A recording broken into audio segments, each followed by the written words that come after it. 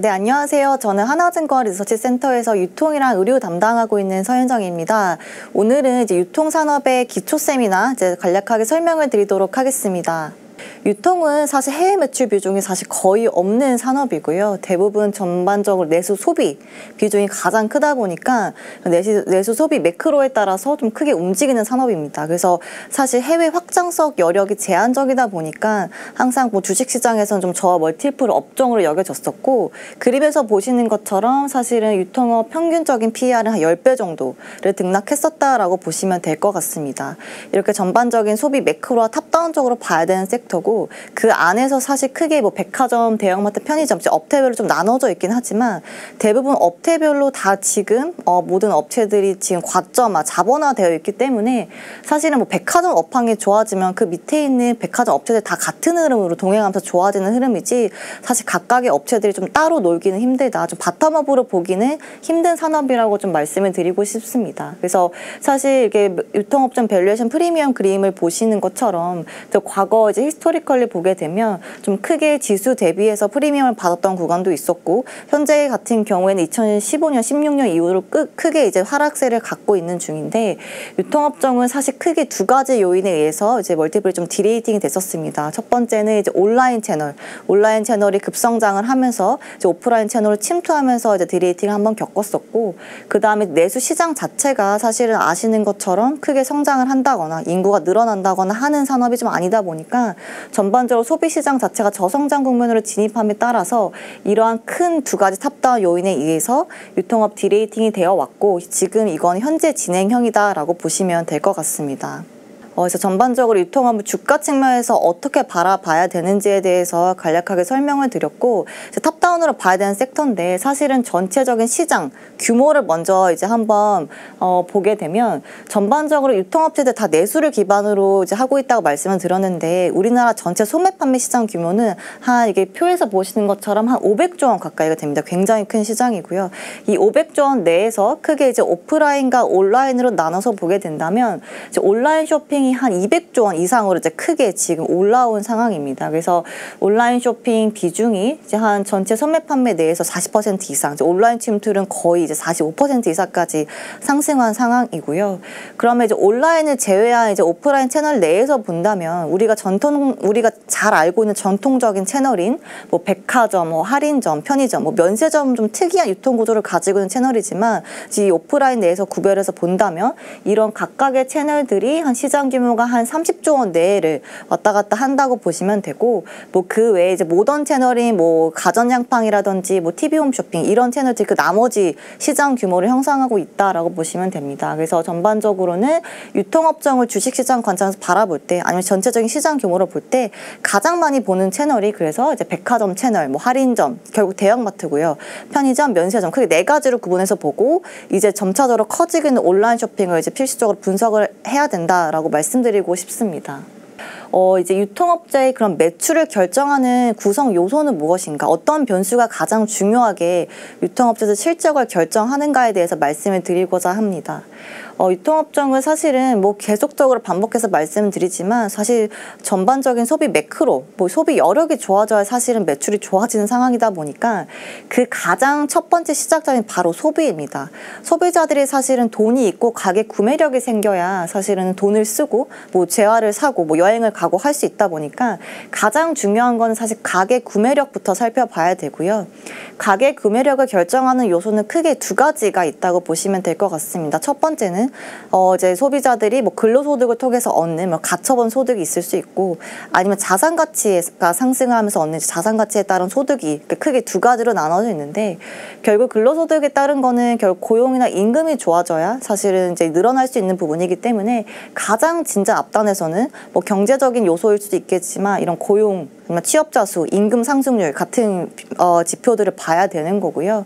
자산 측면에서 본다면 우리나라 자산 비중에서 가장 큰 포션을 차지하는 게 사실 부동산입니다. 그래서 70% 이상을 거의 부동산이 자산 비중을 차지하고 있기 때문에 부동산 업황도 사실은 크게 중요하게 작용하는 요소다라고 말씀드리고 싶어요. 그래서 뭐 서울 아파트 매매 가격 지수가 이제 월별로 좀 등락이 크기는 하지만, 이제 그런 업황이 좋아지게 된다면 사실은 유통업체도 실적도 사실 동행해서 같이 좋아지는 흐름을 보여줘 왔고, 같고요. 뭐 주식시장 같은 경우에도 사실 마찬가지입니다. 요즘에는 뭐 코인 같은 경우에도 여기에 포함될 수 있을 거라고 보고요. 이렇게 사람들이 얻을 수 있는 두 가지 소득이 좋아지는 것 외에도 사실 소비 환경을 결정하는 가장 중요한 변수 두 가지가 사실 소비자 물가랑 가계대출 이자율이라고 말씀드릴 수 있을 것 같아요. 그래서 현재같이 사실 물가가 높은 상황에서는 부정적일 수밖에 없고 가계대출 이자율이 계속적으로 부담이 되는 상황에서는 당연히 소비가 좋아질 수는 없겠죠. 그래서 크게 가장 앞단의 소비를 결정하는 요소인 가계 규매력에서는 이렇게 크게 세 가지 지표를 많이 본다라고 말씀드릴 수 있을 것 같고요. 그 다음에 만약에 사람들이 돈이 있다고 하더라도 그 돈을 쓰지 않고 저축을 한다면 사실 유통업체도 실적으로 이어지기가 힘들겠죠. 그래서 사실 소비 성향을 봐야 됩니다.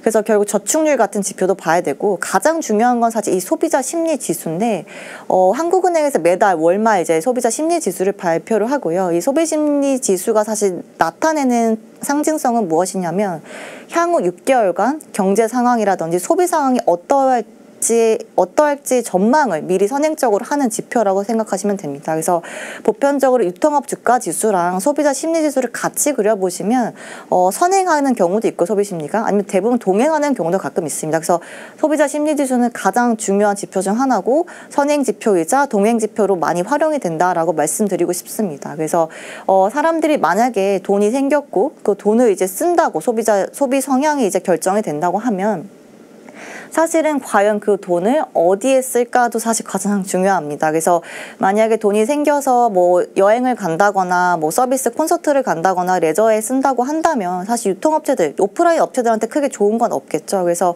이게 과연 유형상품 같은 옷이나 재화 소비에 쓸 건지 아니면 무형상품에 쓸 건지에 따라서도 크게 달라지고요. 가장 마지막으로 만약에 소비자들이 이런 돈, 소비 여력을 유형상품에 쓰겠다라고 결정을 했으면 그걸 온라인에서 살 건지 오프라인에서 살 건지에 따라서 결국에는 가장 끝단에 유통업체들 실적, 결국 매출이 결정된다. 그래서 유통업체들은 이런 경기적인 요인 그리고 구조적인 거라고 한다면 소비 패턴의 변화, 향후 소비자들이 어떤 거에 더 돈을 쓰고 어떤 상품에 더 관심을 많이 가지냐라고 하는 그런 구조적 요인에 따라서 다 변동이 크기 때문에 사실은 탑다운으로 봐야 되긴 하지만 굉장히 큰 변수들을 걸쳐서 이런 실적으로 이어진다라고 강조드리고 싶습니다. 그 다음에 이제 말씀드리고 싶은 거는 제가 아까 유통업 이제 히스토리컬리 길게 본다면 크게 두 가지 탑다운적인 요인에 의해서 디레이팅을 겪어왔다고 말씀을 드렸어요. 그 첫 번째가 결국 온라인화였는데 그림에서 보시는 것처럼 온라인이 고성장을 했었던 시기는 바로 2013년, 14년. 이제 보편적으로 뭐 TV가 늘어나고 그리고 모바일이나 그리고 이제 인터넷 쇼핑이 보급화되면서 이제 온라인 쇼핑이란 개념이 생겨났고 그리고 온라인 성장률이 굉장히 고성장을 했었습니다. 그래서 이게 온라인화가 결국 유통업체한테 디레이팅 요소로 크게 부정적으로 미쳤었던 이유는 뭐냐면 결국 유통시장은 캐펙스가 굉장히 크게 들어가는 산업이거든요. 뭐 백화점 하나를 지으려면 거의 한 6천억, 7천억 정도가 소요가 되기 때문에 많은 캐펙스가 투자로 필요했었던 산업이라서 진입장벽이 보편적으로 높았던 산업이고요.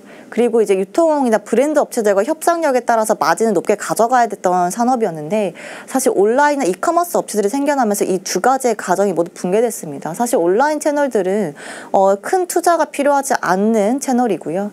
마진은 굉장히 낮게 가져갔죠. 온라인에서 보편적으로 오프라인 대비해서 마케팅이나 프로모션을 좀 세게 하면서 가격을 낮추는 요인을 더 많이 썼기 때문이고 이런 두 가지의 가정이 붕괴가 되면서 전통적인 온라인 시장이 크게 디레이팅 됐었다. 그래서 이제 2013년부터 그리고 지금까지도 온라인 성장률은 연평균 뭐 10% 이상 성장을 하고 있고요. 본격적으로 이제 온라인 시장 침투하기 시작한 2013년부터는 소비자 물가 상승률이 사실은 1% 성장에 불과했다. 그 이유는 뭐 아까 말씀드렸던 것처럼 온라인 채널에서 워낙에 가격을 싸게 팔았기 때문이라고 생각하시면 될 것 같습니다. 그 다음에 이제 두 번째 요인은 저성장입니다. 사실은 이건 굉장히 명확할 수 있는데 사실 내수시장에 기반을 하고 있고 우리나라 내수시장이 커지지 않으면 사실 유통시장도 같이 커지기 힘듭니다. 사실은 저성장이라고 하게 된다면 우리나라 소비시장 자체가 사실은 커지지 않고요. 뭐 인구가 줄어드는 게 가장 큰 요인이겠죠. 그 다음에는 우리나라가 이제 미국이나 일본처럼 선진 국가가 되면서 나타내는 가장 큰 소비 패턴 변화 중 하나가 바로 이런 가계소비 지출에서 의류 의류나 뭐 재화 소비는 점차적으로 줄어들고요. 사람들이 여유가 생기면서 뭐 오락이나 서비스, 여행 쪽으로 좀 더 소비 비중을 점차 늘린다는 점입니다. 그래서 유형 상품에서 무형 상품으로 소비가 지속적으로 이전을 하게 되면서 사실은 전통적인 오프라인 채널들한테는 굉장히 부정적인 영향이고요. 이런 소비 패턴 변화로 인해서 뭐 백화점 판매 증가를 보게 되면 전반적으로 소매 판매 증가율, 아니 민간 소비 증가율을 좀 넘기 힘든 상황까지 왔습니다. 그래서 전반적으로 한국에서 발표하는 민간 소비가 연간 2~3% 정도가 된다면 그냥 평균적으로 오프라인 채널들 그 정도의 성장률을 따라가는 산업이지 그거보다 더 크게 성장하기는 좀 힘든 상황이다라고 생각하시면 될 것 같습니다.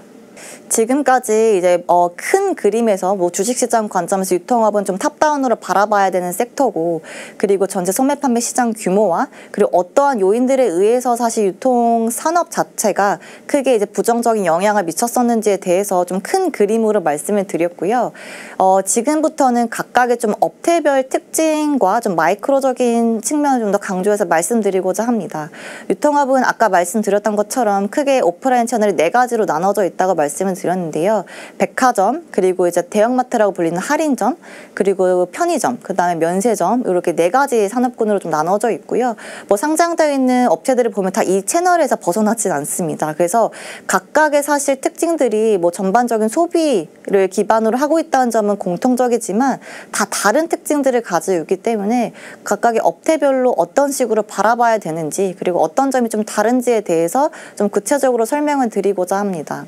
첫 번째는 백화점입니다. 백화점은 제가 여기 제목에 넣었던 것처럼 프리미엄 채널로 자리매김을 되어 있습니다. 그래서 사실 백화점 채널 같은 경우에도 이제 온라인 시장이 고성장을 했었던 뭐 2014년, 14년 같은 경우에는 이런 온라인 침투 영향이 사실 불가피했던 산업이었지만 지금 백화점을 바라보는 관점에서는 이미 돈이 많은 분들이 돈을 쓸어가는 채널이다라고 생각하시면 될 것 같아요. 그 이유가 뭐냐면 백화점은 전체 매출 비중에서 명품이 차지하는 비중이 거의 30%가 넘습니다. 뭐 신세계 같은 경우에 거의 38%로 40% 가까이가 되고요.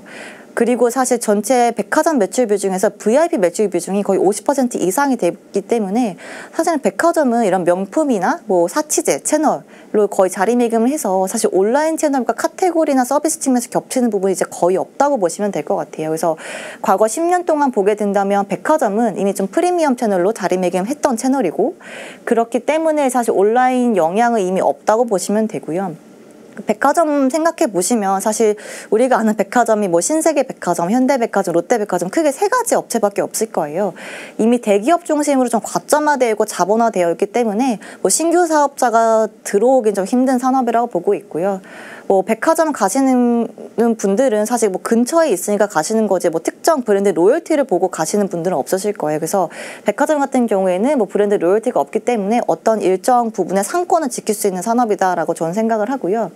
백화점이 아무래도 말씀드렸던 것처럼 사치제 위주고 뭐 이제 VIP나 뭐 명품 위주다 보니까 사실은 백화점 유통 채널 내에서도 가장 좀 경기 민감 채널이라고 많이 봅니다. 그래서 보편적으로 소비자 심리 지수나 경기가 좀 반등하거나 경기가 하락할 때 가장 먼저 하락폭이 크게 발생하는 채널이 백화점이라고 보시면 되고요. 그래서 백화점은 보편적으로 유통 지수 내에서도 좀 소비자 심리 지수랑 가장 큰 연동성이 높은 채널이다라고 말씀드릴 수 있을 것 같고, 아무래도 좀 VIP 매출 비중이 큰 채널이다 보니까 부동산 업황이랑 크게 연동성이 높습니다. 그래서 서울 아파트 매매 가격 지수랑 백화점 성장률이랑 같이 그려보면 비슷한 추이를 흘러가면서 보는 걸 보실 수 있을 거예요. 그래서 백화점은 가장 경기 민감 채널에서 소비자 심리 지수랑 크게 연동성이 높고, 그리고 VIP 매출 비중이 높다 보니까 부동산 업황 따라서 간다라고 좀 강조드리고 싶습니다.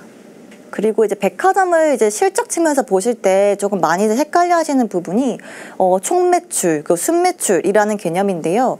사실은 이제 백화점은 이제 회계 기준으로 나타나는 순매출과 총매출 차이가 있습니다. 그 매출의 차이는 브랜드 업체들이 어떤 식으로 입점을 했느냐에 따라 달라지거든요. 보편적으로 미국 같은 경우는 뭐 월마트나 메이시스 같은 그런 리테일러들이 직접적으로 상품, 브랜드 업체들로부터 상품을 좀 매입해서 자기네들이 재고 부담을 지고 이제 판매를 하는 경우라면, 우리나라 백화점들은 사실 직매입하는 규모는 거의 없습니다. 지금 표에서 보시는 것처럼 직매입 매출 비중은 거의 한 3에서 5% 정도밖에 안 되고요. 대부분의 매출을 구성하는 건 특정 매입 형태라고 생각을 하시면 될 것 같아요. 이 특정 매입이라는 건 뭐냐면 결국에는 브랜드 업체들이 백화점에 입점을 하고 그 일정 부분 판매가 나오는 부분에 대해서 수수료를 내는 개념입니다. 그래서 백화점은 이 매출로 인식하는 거는 수수료만 인식하는 거다. 이 브랜드 업체들이 내는 판매 수수료를 백화점 업체들은 매출로 인식하는 거라고 보시면 되고요. 총매출과 순매출의 가장 큰 차이는 이 총매출에는 모든 판매 가격, 그러니까 소비자 가격 자체가 그대로 들어가는 반면에 우리가 진짜 뭐 손익계산서 같은 순매출, 뭐나 회계 기준 매출을 보게 되면 거기에는 이 수수료만 잡힌다, 계산이 된다라고 보시면 됩니다. 그래서 총매출과 순매출의 차이는 가장 큰 거는 판매 가격만 잡히느냐, 아니면 수수료만 잡히느냐라고 간단하게 생각하시면 될 것 같고, 이런 특정 매입 형태가 거의 백화점의 75에서 80% 가까이 됩니다. 그래서 이런 판매 수수료를 결정하는 거는 브랜드력에 따라서 달라진다고 생각하시면 될 것 같아요. 브랜드 인지도가 높은 업체들은 백화점이랑 봤을 때 협상력이 높다 보니까 더 낮은 판매 수수료를 내고 입점을 하게 되고요. 뭐 신생 브랜드 업체들 같은 경우에는 사실은 더 높은 수수료를 내더라도 백화점에 입점하고 싶어 하기 때문에 수수료율이 좀 더 높아진다. 그래서 평균적인 수수료율은 25에서 30% 정도고, 이거는 브랜드력에 따라서 좀 달라진다고 생각하시면 되고요. 여기 나오는 임대값 같은 경우에는 백화점 가보시면 뭐 가장 위에 있는 꼭대기 뭐 식당가라든지 백화점 내에 있는 뭐 약국이라든지 꽃집 같은 경우를 이제 임대값이라고 표현을 하는데, 여기는 진짜 뭐 월세 받는 개념처럼 임대료만 모든 매출에 다 인식을 한다라고 보시면 되고, 마지막으로 중요한 부분이 임대을입니다. 임대을 같은 경우는 보편적으로 뭐 에르메스나 샤넬 같은 명품 업체들이 여기 많이 해당을 하고요.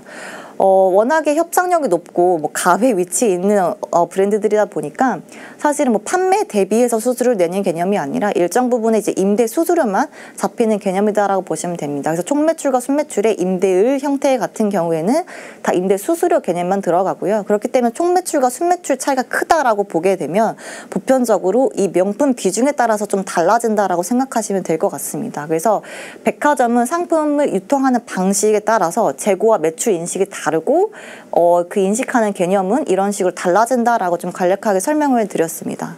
네, 지금까지는 이제 백화점 업황, 그리고 백화점 특징, 그리고 어떤 식으로 매출 인식하냐에 따라서 이제 자세하게 설명을 드렸고,